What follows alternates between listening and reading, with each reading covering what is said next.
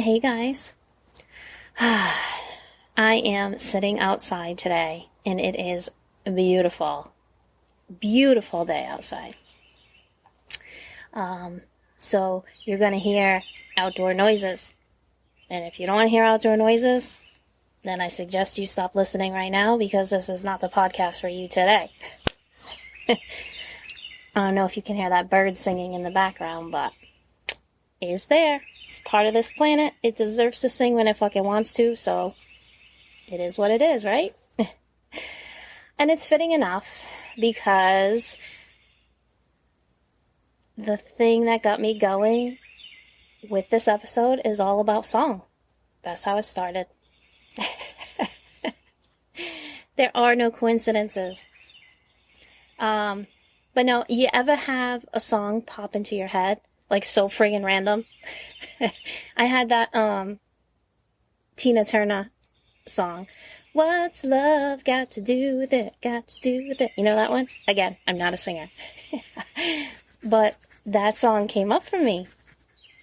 And I started thinking, maybe when these things happen to us, they aren't actually random at all. Like, maybe we would be wise to see why they pop up, you know, besides it just being, a great song, right?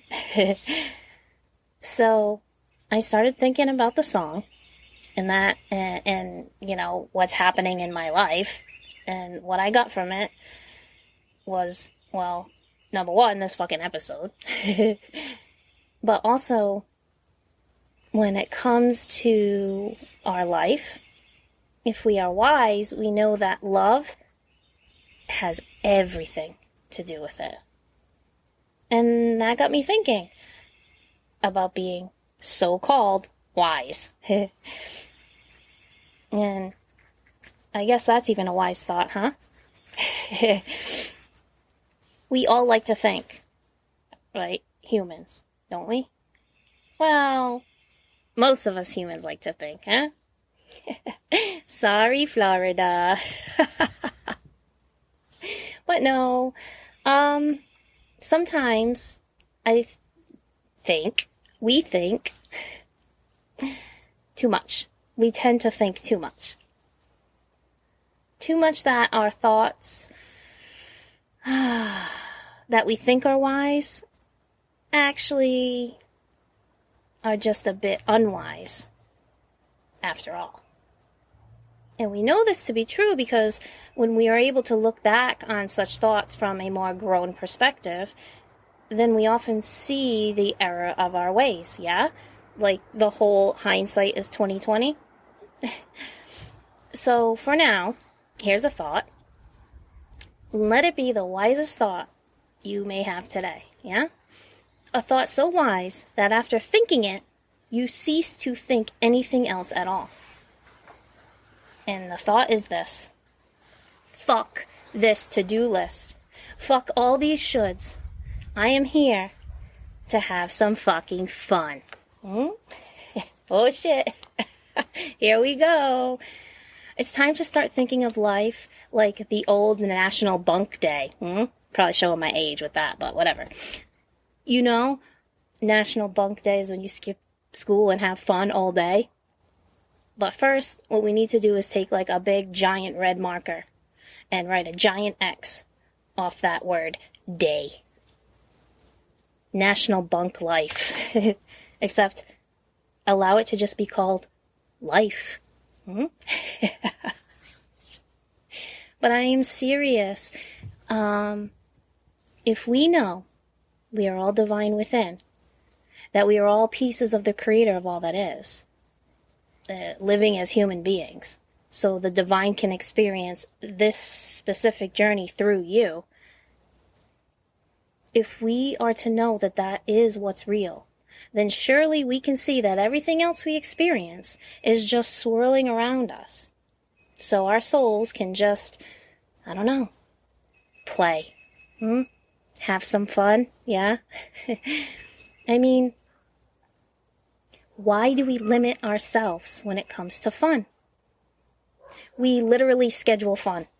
Fuck me. Why did we fall into the trap of thinking that we need to pay for fun? Pay with money, pay with time, pay emotionally, pay. Like when I was a kid, okay, we used to have fun all day. Stupid fun. Like, remember spinning around until you were so dizzy you couldn't walk straight? Like exploring the woods around us, climbing trees and catching bullfrogs, like riding our bikes and just not fucking worried about anything else except what we can do to have fun in that moment. Look, Ma, no hands, right? Again, I truly believe that as kids, we are more connected to what life is actually about than we are as these robotic adults we have been conditioned to become. So, when did we all decide to become unwise in everyday living? I think it's because we stopped having fun and started having fear. See, for me, I'm trying to grow this podcast. I'm trying to grow a YouTube. I'm trying to grow myself in general, for fuck's sake. And I will be totally fucking honest with you. Sometimes, I wonder if I have it in me. I do. Because even though I find it fun, I have allowed society to convince me that my fun time is supposed to be allotted. Sorry, but I'm done with that way of living. Actually, I'm not sorry. Happy to watch that way of life go, and actually, I do hope the door hits it on its ass on the way out, huh? And guess what else? I'm changing the fucking locks, too. I wouldn't put it past that old way of life to have stolen my fun key and made itself a damn copy. I mean, I look and I laugh now, but I ask myself, why did I let my life become my own life ruiner? Hey, I don't know. That's a big-ass bee. Whew. I don't know why. It's not a decision I made. I don't think it's a decision any of us make. No, it's a slow buildup of fun robbing that happens over time, isn't it? And guys, realizing that is step one. Shift the energy from that point, okay? I mean, if you want to, that is.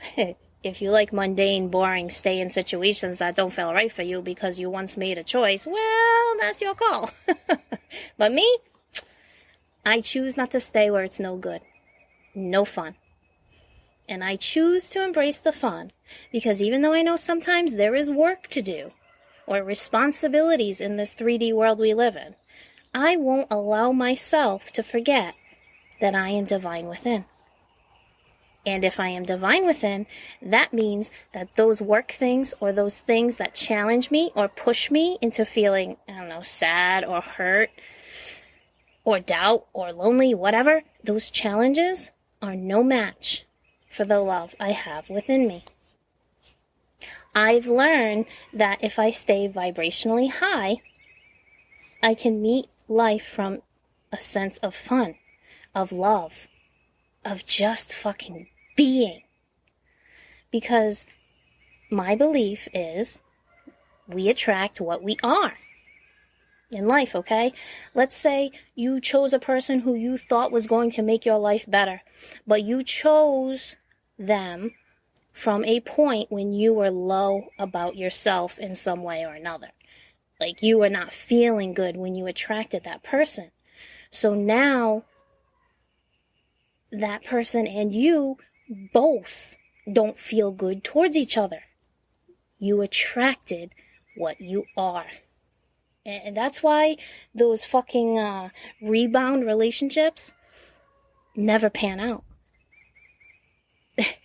Because a rebound is someone who is codependent on being with someone, instead of being with themselves and actually admitting, addressing, and accepting where they are and why they are not happy with that. They try to use another person to fill that void, but it's never going to.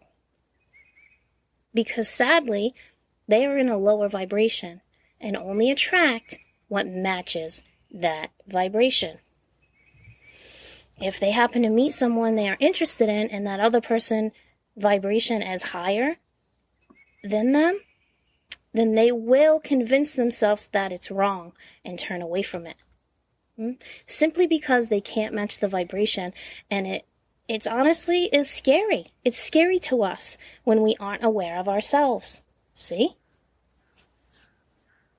And these scenarios that I tell you, I've lived through them. You know, I'm not just fucking making up a story, you know? But what it is, you guys, is it's that challenge. That's the challenge is what shows us in life, okay? Whether it's a person who challenges our way of thinking or loving, whether it's a lesson that challenges our current point of view, it's always going to be the challenge that will show us the way. That's why we can't run from them. Oh, we can try. But every time we do, the universe will just have that come back, either as a second chance to change, or a third chance, or a fourth chance, I don't fucking know, and get through the challenges better this time, using our hearts, just saying, or it will return as a karma that we fail to see, and we repeat. Maybe with different people or places, but when we step back, we see that we truly do repeat them. And it's because we have to own ourselves in order to be able to own the fun life has to bring. The love life is trying to get us to see. Honestly, it's all about how we view the challenges. It's not the challenge that is real, you guys. No. It's the attitude we have about that challenge. And that shift in our own perspective is where we find our everyday fun again. I've talked about him before, but the poet mystic Rumi, he asks, will you remember that all is divinity manifesting and nothing exists outside of it? I love that. I just fucking love that. I do, because we should believe, I think. I believe we should believe that all is aligned. All is aligned. A perfect design to help us become, to experience our truths, our power, and love using the divine love inside of us all. Be curious. Be curious instead of afraid when these challenges come around in life. Think of it like this. Let's say you're building a new house, okay? And it's on a big hill and it's very steep. You're working alone to build this house in this scenario, and damn it, your big truck just got a flat. You're like, fuck. Now you have to haul all the heavy building materials up the steep hill manually for a time until your truck is fixed. A challenge for sure, right? But you do it like a boss, back-breaking as it is. You do it. And before you know it, your home is built and your view of the sunset is just absolutely fucking breathtaking. Now, do you choose to sit and bitch, moan, and complain about all the heavy things you had to carry up that steep hill? Dwell on the challenge. Or do you let the love in and enjoy that view you worked so hard for and are now able to see? See, so often we choose to focus on those challenges, so much so that we create the next challenge instead of living our love, living our fun, enjoying the view that we wanted all along. Even when we get it. Why? Because we fucking attract what we are. And even when we complete the challenge, or challenge after challenge after challenge, still, we refuse to stop and enjoy. We refuse to see that through all the challenges, that the mission behind them was always love. And if the mission is always love, then doesn't it make sense that the outcome is fun? Joy? Happy times? Fuck. The thing is, whatever is happening in life right now is part of the divine story of you. It's the inner you breaking out. It's when we need to embrace the love and let life fully have its way. No need to throw up walls or resist anything. Because truth is, we are safe to be alive. We are safe to feel wild and free. We just have to live life and let it happen before our eyes. We just have to allow. Allow ourselves to be brought through this life because it is a life that serves love. And when we do this, we become less scared of being who we are. We are not afraid. We are not afraid, so we actually stop fucking self-sabotaging ourselves. We stop denying that if we follow our own unique paths of divine love and guidance, that we are following love's way. And on this path, the only outcome is success, my friend. I don't know. I don't know about you. I don't. I can't speak for you. But to me, success sounds fucking fun as hell. And guys, just as we need to find our fun, we also need to trust our own optimism. I met with a friend not too far back for coffee, and we were discussing, what's going on in life and all that kind of fun stuff. And we got on the topic of how we view life in general. And it's funny, because I think as a society, we have a strong line of how we feel about life, right? Like we break it down, good or bad, yeah? The whole optimist-pessimist scenario, the cup being half full or empty, right? And that's what my friend and I were discussing, and he said to me that he was a glass half full type of person, which, is a great view, right? Of course. But I said to him, you know what? I'm just glad to have a glass at all. And honestly, that's how I feel. I told you, not everything is peaches all the time. Not even living down here in the South. But why can't we admit that sometimes the glass feels empty? It's okay to feel that way. Because the glass is empty on us sometimes, right? It is. I think what I'm learning, and guys, yesterday it was a rough day for me. I went through some self-sabotage. I did. I went through a 24-hour span of doubt that made me feel sad, made me feel guilty, made me feel useless and uncomfortable with myself and my choices. And maybe it was the full moon. I don't know. But I felt them. I felt them and I meditated on them and I asked for guidance as to why I fucking felt that way. I did. Because I know that's not my truth. I know why I'm doing the things I'm doing, and I know I want to live my life in peace and love, and I know that sometimes I'm going to have to deal with these emotions because I am still fucking human. Like it or not, I am. And my ego is not going to go away. And I know that I will doubt myself from time to time because I'm not perfect.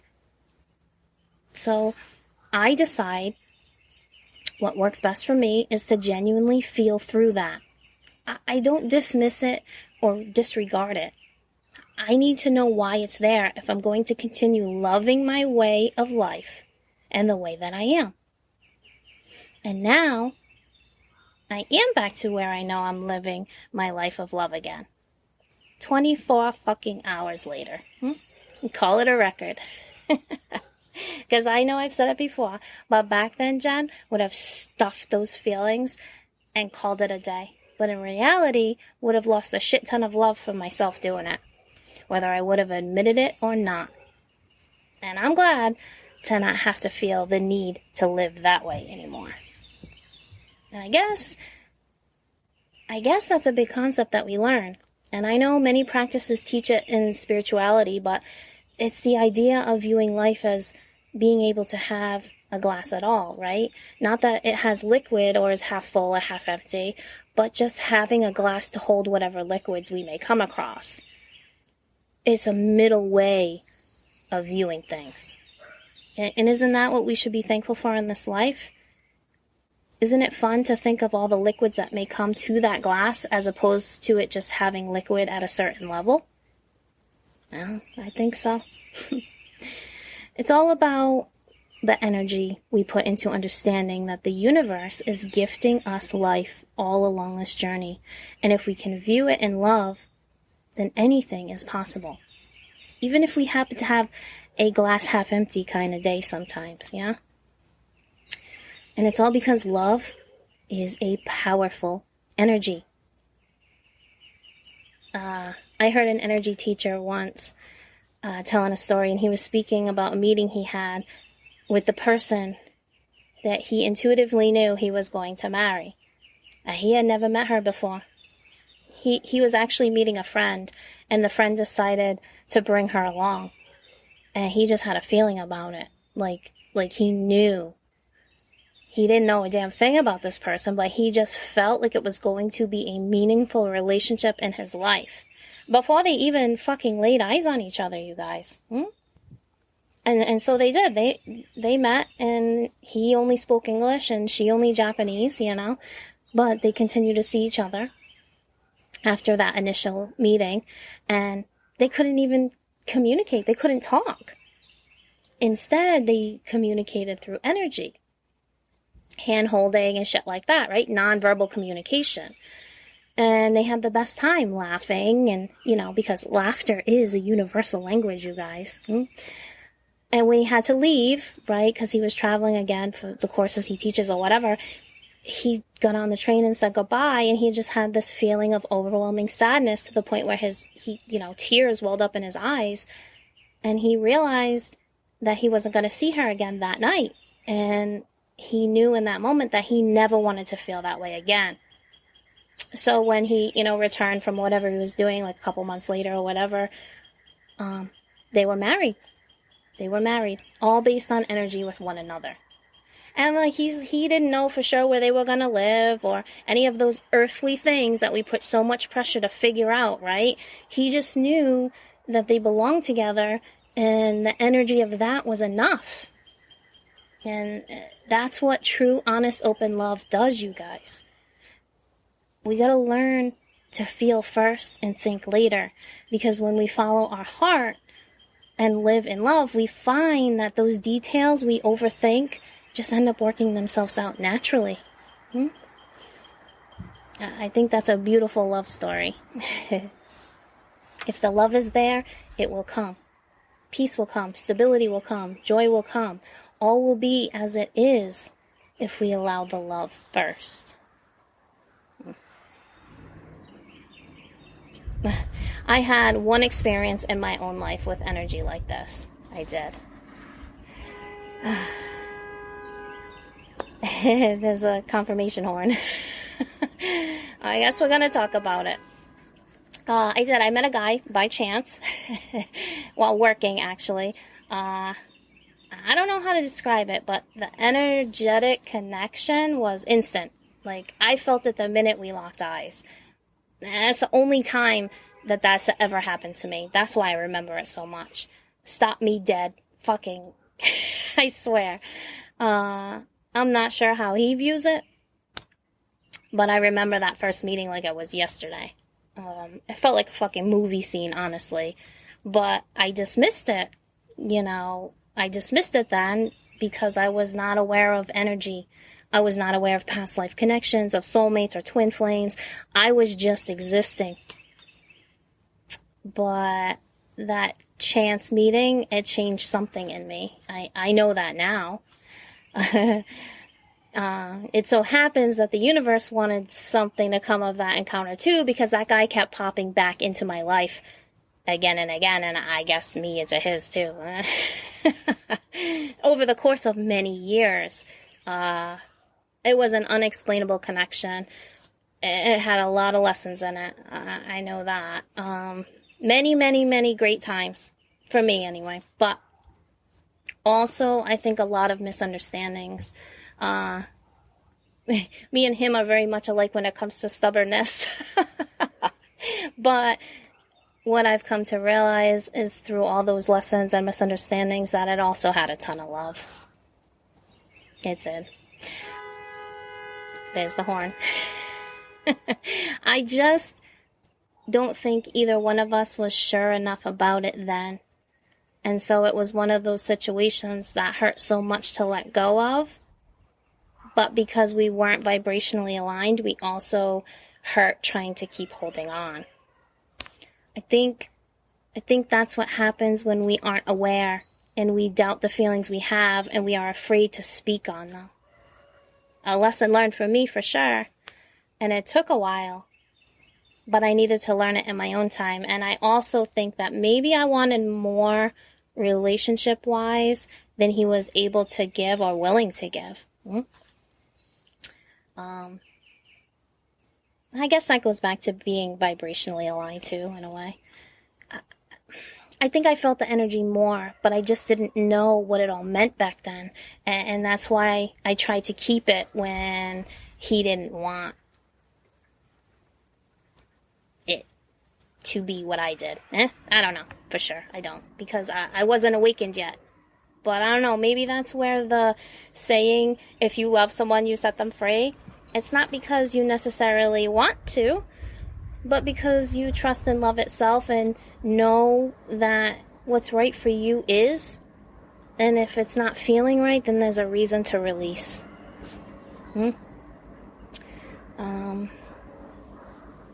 For me, I had to learn what I was doing to myself around this specific connection was killing me.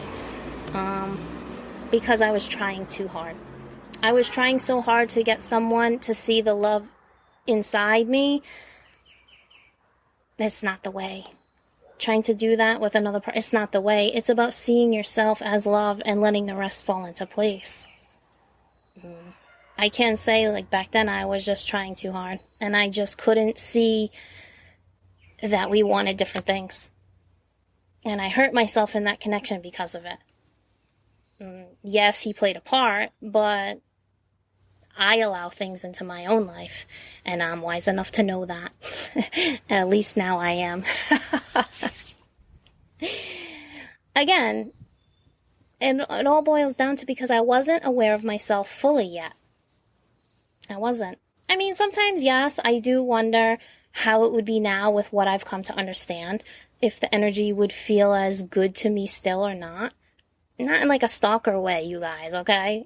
But just because of how deep it felt back then to me, even before I was who I am today. And I guess the energy part of that connection is really just interesting because I only had it with him so far. But I digress. And what I know now is we just have to keep going in our present moment and understand what is. I mean, everybody has their own free will, and I believe we just need to respect that. I don't know.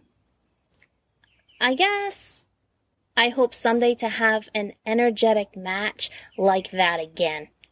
Maybe that's why I remember it so much. You know, have that same energy feeling being how and who I am today. I think that will be fun for sure. I just think we are all trying in the best way each of us knows at the time. And if we can acknowledge that, then those loves that didn't work as we planned or wanted them to actually don't hurt as much anymore because we see the worth of why we had love there to begin with. I guess it doesn't feel like our love was wasted when we can raise our vibes around what love means to us in general, is what I'm trying to say. Anyway, that's how I remember the love in those type of situations. And I'm not bitter about having those kind of situations happen in my life, see? I hope that makes sense. Honestly, I hope he finds all he is seeking in his life. Really, I always have. Now, just for a while, I hoped it was me, right? I just hope, he can say the same for me. Anyway. Wow, I didn't plan on bringing all that up, but whatever my intuition told me is relevant. The fucking horns were honking, right? And honestly, it's one of the hardest things I've ever had to allow myself to step away from in my life. It just is. True energy is powerful. When we realize that, that's when we start to treat it better. And it all started just like the other guy and his wife with like an intense energy, right? Simple to start, but very strong. It's kind of unexplainable, right? Love is powerfully connected to all of us. And sometimes it takes time for us to truly get that, though, doesn't it? That's why I always say, if I truly loved you, I always will. There's a bond when it comes to truly loving anyone or anything in life. And even if the relationship or the situation had to be let go of, I think it's important to remember that love. I think too often when these relationships or whatever end, we choose to focus on the bad, the glass half empty reasons as to why it went south. Again, isn't it better to have the glass to hold the love in the first place? Aren't you glad you experienced something? I mean, feel free to fill the glass again, but I don't believe we should dismiss love in any way that we once embraced.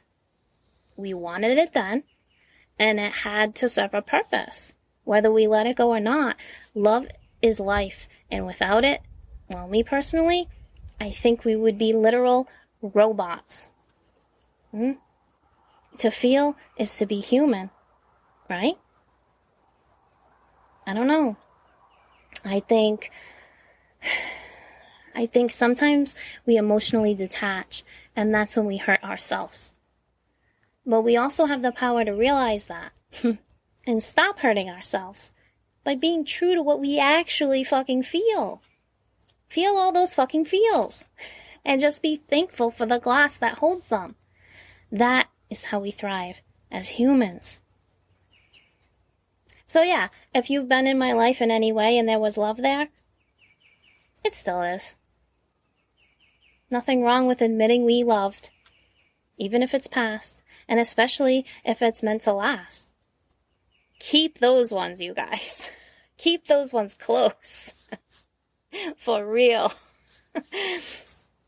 Be open to receive love, and love is open to receive you. That's how we attract the true loves we are meant for. And when we start with ourselves, that's when the true fun life actually begins. I mean, what do they say? Love and life is a roller coaster ride, right? So fuck it. Put them hands way up. Trust the seatbelt to hold you in. Laugh as the hills, tilt your stomach upside down and just let those fun times roll. And I'll leave you with this before I go. To have fun brings us back to ourselves. It is in the simple acts in life that make us human.